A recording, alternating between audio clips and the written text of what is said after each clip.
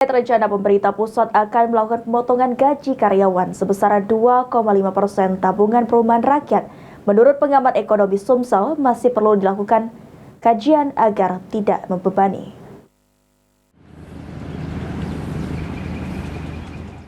Gaji karyawan swasta rencananya akan dilakukan pemotongan sesuai peraturan pemerintah nomor 21 tahun 2024 tentang simpanan tapera ditetapkan sebesar 2,5% dari gaji atau penghasilan untuk pekerja mandiri.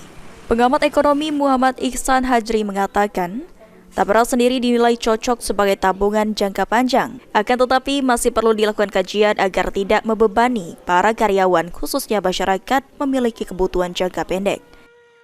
Tanda kutip, atas amanat undang-undang dan PP dipaksa untuk menyetorkan ke BP Tapera untuk dikelola. Kita memang melihat manfaat jangka panjang, tapi jangan lupa bahwa masyarakat juga memiliki kebutuhan mendasar dan kebutuhan jangka pendek.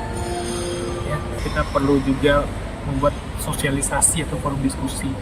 Apakah sebaiknya dilakukan secara bertahap atau langsung sekaligus di depan? Karena jangan sampai dengan adanya tapera ini dibebankan masyarakat mulai bulan depan, beberapa indikator pertumbuhan ekonomi nggak tercapai, kira-kira ada pemotongan seperti ini. Pentingnya sosialisasi dari pemerintah pusat tentang tapera turut menjadi perhatian bagi pengamat ekonomi. Pasalnya, mayoritas karyawan belum mengetahui secara mendalam terkait tapera. Hafid Zainul, PAL TV.